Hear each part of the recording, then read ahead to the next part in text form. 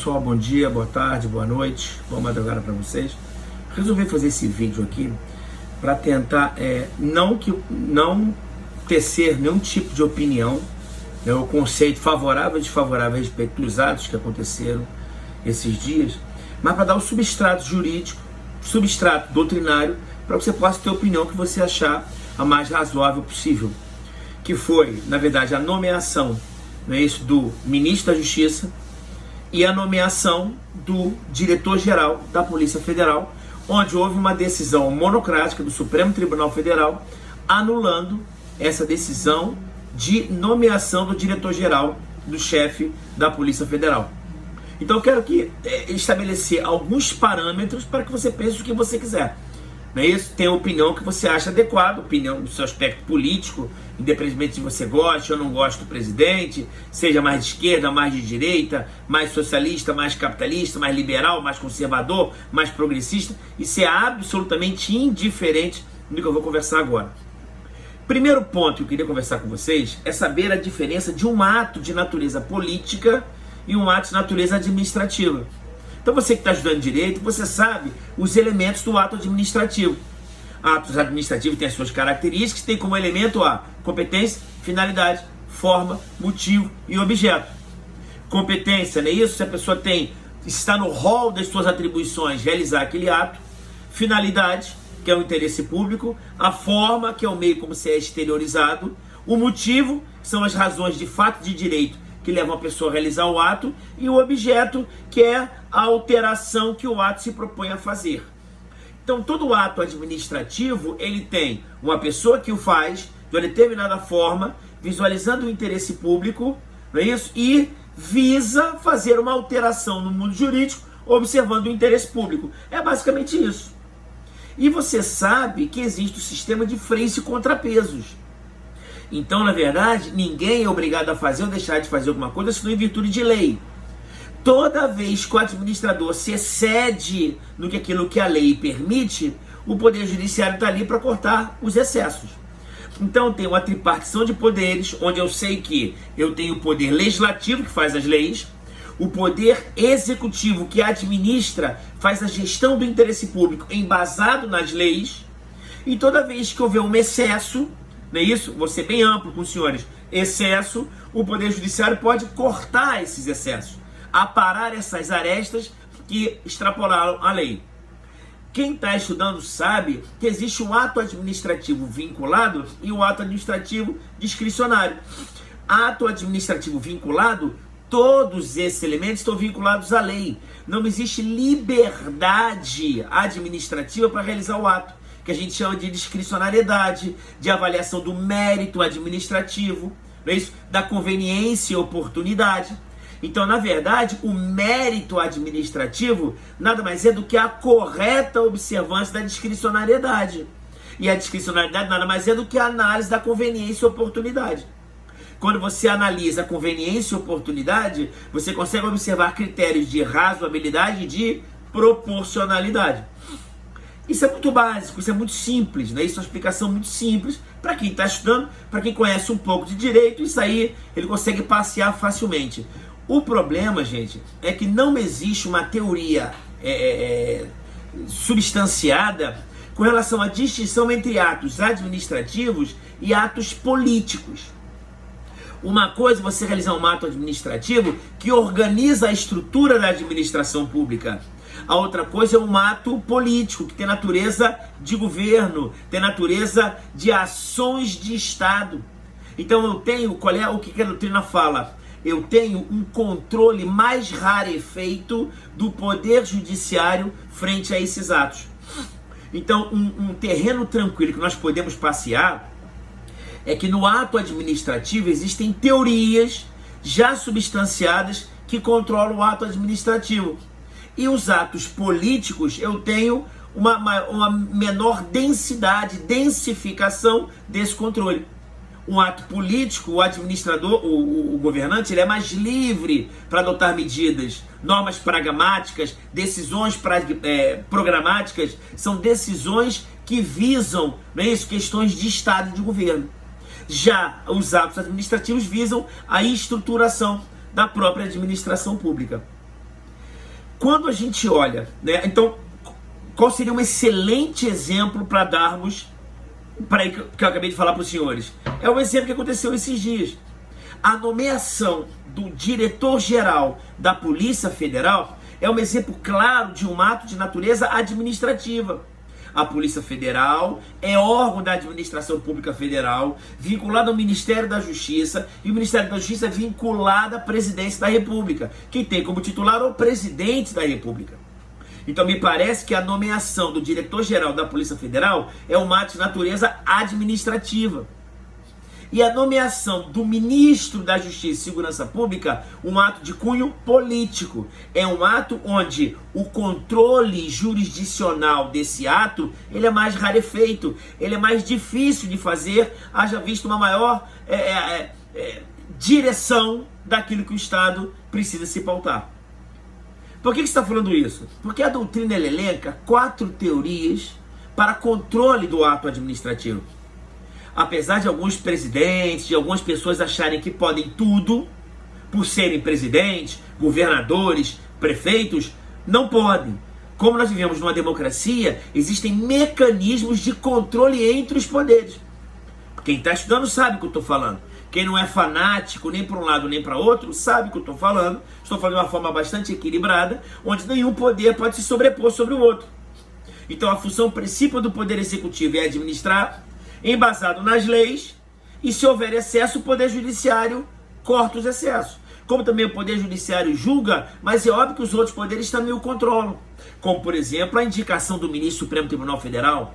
Quem indica ministro do Supremo Tribunal Federal é o presidente da República, e é sabatinado pelo Senado Federal, que é poder legislativo. Poder executivo indica, poder legislativo sabatina, e ele integra o poder judiciário. Esse é o check and balance, é o sistema perfeito de freios e contrapesos, vislumbrado lá na frente por Aristóteles e melhorado, aprimorado por Locke e Montesquieu. Mas por que você está falando isso? Quais são as teorias que controlam o ato administrativo? E aqui eu quero que você entenda que existem autores que sustentam, e professores que sustentam que é uma teoria só, que ela foi melhorando, uma teoria apenas que foi se aprimorando. Que teorias são essas? Primeira teoria é a teoria do desvio de finalidade, que evolui para a teoria dos motivos determinantes, que depois evoluiu para a teoria dos conceitos jurídicos indeterminados e evoluiu para a teoria da razoabilidade. Então, André, no caso concreto agora, nessas 4 teorias, com relação a essas 4 teorias, no caso concreto, se um presidente da República nomeia o ministro da Justiça e o diretor-geral da Polícia Federal, primeira observação que eu fiz para os senhores, que a análise do Poder Judiciário é diferente para um para outro. Porque nomear ministro da Justiça é um ato de natureza política e nomear o diretor-geral da Polícia Federal é um ato de natureza administrativa, estrutura interna da administração pública. Diferente do ministro da Justiça. Tanto é que para nomear o diretor-geral da Polícia Federal tem que ser um delegado federal de classe especial. Não é qualquer pessoa. Já ministro da Justiça não. Qualquer pessoa. Desde que preencha os requisitos mínimos estabelecidos na Constituição. Perfeito? Por que eu estou te falando isso? Estou te falando que o ministro Alexandre de Moraes, ele se utilizou tão somente da primeira teoria. Ele utilizou a teoria primeira, que é chamada teoria do desvio de finalidade. O que é a teoria do desvio de finalidade? Quando o ato administrativo ele não visa o interesse público, mas o interesse pessoal, próprio ou de terceiros. Se qualquer administrador, ao realizar um ato administrativo, no caso de nomeação, ele não está visualizando o interesse público, mas sim interesse pessoal próprio, de terceiros, ou de algo que não tenha cunho público, esse ato pode ser anulado pelo Poder Judiciário. Leia-se, inclusive, a súmula 473 do STF, súmula 366 do STF. São súmulas que permitem que, se o ato for ilegal, se o ato tiver eivado de ilegalidade, o ato pode ser anulado pelo Poder Judiciário. Note que o Poder Judiciário só pode anular os atos administrativos. Já a própria administração pública pode anular e revogá-los. Pode rever a conveniência e oportunidade, fazer a reanálise da conveniência e oportunidade, que foi o que aconteceu. o presidente da República viu que não seria, ou não sei, quem sabe, não é isso? Não passaria no Supremo Tribunal Federal, não passaria essa nomeação de diretor-geral, decidiu fazer o quê? O novo ato. Reviu o seu ato e fez o novo ato nomeando um outro diretor-geral ou revogando o ato anterior. O que me importa é que o Poder Judiciário só pode anular atos administrativos e a administração pública pode anular ou revogar os seus atos administrativos. Perfeito? Eu tenho uma outra teoria, que é a teoria dos motivos determinantes, que é um aprimoramento da primeira teoria. A primeira teoria, gente, do desvio de finalidade, é muito difícil o Poder Judiciário controlar. É muito difícil se controlar. Nesse caso concreto, na decisão do ministro Alexandre de Moraes, ele até falou o seguinte: olha, para mim o trabalho não foi tão difícil. Por que o trabalho não foi tão difícil? Porque o próprio presidente, ele falou que ele realmente queria poder ligar para alguém para poder saber o que está se passando. E aí, eu peço desculpas, há uma mistura clássica, clara, entre a ABIN e a Polícia Federal. Órgãos de Estado, de segurança do Estado, é a ABIN. Polícia Federal é órgão de governo. Perdão, troquei, né? Um é órgão de governo e outro órgão de Estado. Dessa razão, já ficou muito claro qual era a intenção, pelo menos para o ministro, que a intenção dele não era visualizar um interesse público, mas era visualizar interesse pessoal da figura do presidente da República. Essa teoria evoluiu para a teoria dos motivos determinantes. Toda vez que o administrador realizar um ato e disser quais as razões de estar fazendo aquilo, fica a ele vinculadas. Como, por exemplo, uma demissão de um servidor público que se ausentou do serviço durante 9 dias consecutivos. Estou demitindo esse servidor público por eles ter faltado ao serviço público por 9 dias consecutivos. O administrador está vinculado a isso, a esse motivo. Até porque se o funcionário público conseguir provar que não faltou os 9 dias, faltou apenas 4, ele pode ser reintegrado. Uma outra teoria que fala que é muito interessante é a chamada teoria dos conceitos jurídicos indeterminados. Que teoria é essa? É uma teoria que fala que a liberdade do administrador, ao aplicar a lei, só pode ocorrer nas hipóteses que o próprio legislador se utilizar de conceitos indeterminados. O administrador pode fazer isso toda vez que houver boa-fé. O que é boa-fé? É um conceito jurídico indeterminado. A boa-fé, então, o administrador tem a liberdade para agir toda vez que o legislador der essa liberdade. No caso, boa-fé. No caso, com ditame de justiça, visualizando o interesse público, o próprio legislador abre isso. E por último, a teoria muito utilizada, que é a teoria da razoabilidade. E aí precisaríamos de muito tempo para falar a respeito disso. O que interessa é que existe uma doutrina do professor Diogo de Figueiredo, que ele fala da lógica do racional e da lógica do razoável. Só um paradigma para a gente pensar. Ele fala que a lógica do racional é você observar a relação de causa e efeito. Tudo aquilo que é racional, existe uma relação entre causa e efeito. E tudo aquilo que é razoável, a lógica do razoável é o custo-benefício. Custos menores por maior benefício. Então eu sempre analiso causa e efeito como lógica do racional e custo-benefício na lógica do razoável. Essa lógica do razoável é que vai pautar o Poder Judiciário no ato de anular ou não, ou de cortar excessos feitos pelo Poder Executivo. Então, basicamente, você tem 4 teorias de controle do Poder Judiciário aos atos administrativos. Eu tenho os elementos do ato administrativo, um ato político e um ato administrativo. E existem algumas críticas relacionadas com isso. Se você entende, por exemplo, que o ato de nomear está correto, você tem 2 grandes fundamentos. Quais são os 2 grandes fundamentos que a doutrina sustenta, que ela limita bastante essa intervenção do Poder Judiciário no Poder Executivo? Se você quiser defender a ação do governo, quais são os seus 2 grandes argumentos? Olha, professor, isso é um ato, se está visualizando o interesse público, eu tenho que observar quem foi eleito pelo povo. Eu estou dizendo, professor, você está argumentando, que o Poder Judiciário, como eles não são eleitos pelo povo, professor, me tira uma dúvida, Quantos votos teve o Alexandre de Moraes? E quantos votos teve o senhor Jair Bolsonaro? Então eu entendo que pelo princípio do déficit democrático, eu acho que deve prevalecer a decisão do presidente da República, haja vista que ele teve os votos que a sociedade o quis. E segundo argumento, que é com relação à ausência de capacidade institucional. O que é isso? Olha, André, quem sabe da administração pública é o chefe da administração pública.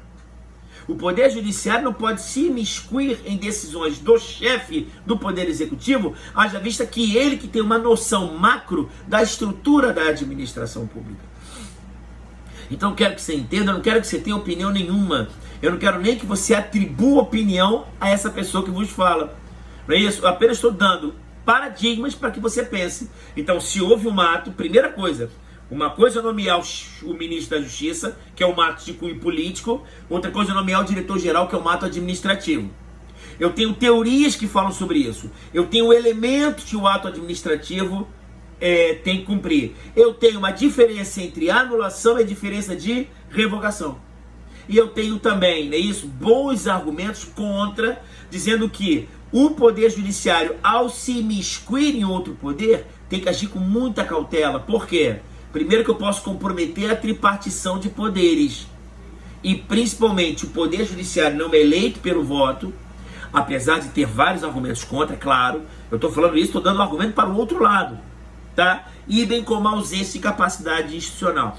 É muito interessante que existem alguns autores que falam que se o ato, gente, ele visualiza, se o ato administrativo, claro, ele visualiza 99% o interesse público e 1% o interesse privado, esse ato pode ser anulado.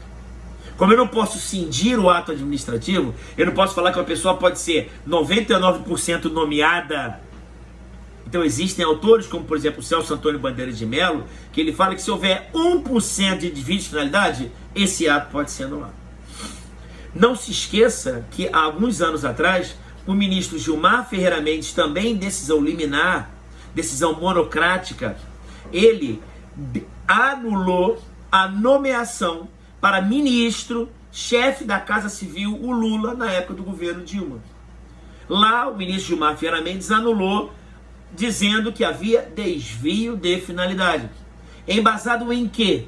Embasado em que ele estava sendo nomeado chefe da Casa Civil para adquirir foro prerrogativa de função e retirar o ex-ministro, ex-presidente Luiz Inácio Lula da Silva em julgamento pelo ministro Sérgio Moro. Olha, interessante como é que a história se repete. Lá atrás, a senhora presidente na época, Dilma Vana Rousseff, nomeou o Lula para que ele fosse ministro-chefe da Casa Civil, adquirisse foro prerrogativo de função e saísse, não é isso, das atribuições e competência para julgamento do juiz Sérgio Moro à época. O ministro Gilmar Ferreira Mendes anulou, determinou que ele voltasse em primeira instância e ele foi julgado, condenado e preso, cumprindo pena, e hoje encontra-se solto. Como é que a vida se repete? Agora, que é isso, o Sérgio Moro também, como ministro da Justiça, ex-ministro agora, como também um protagonista dessa situação, dizendo, não é isso, que o presidente da República agora, o Jair Bolsonaro, estava tentando, não é isso, se utilizar do seu poder para alterar, não é isso, a estrutura da Polícia Federal. Perfeito, gente? É apenas uma análise, não quero que fiquem chateados comigo. Não sou nem Lula livre, nem mito, não sou nada. Eu sou apenas um estudante de direito e quero dar substrato para meus alunos para que ele possa ter uma opinião livre e não presa nessa maluquice toda aí.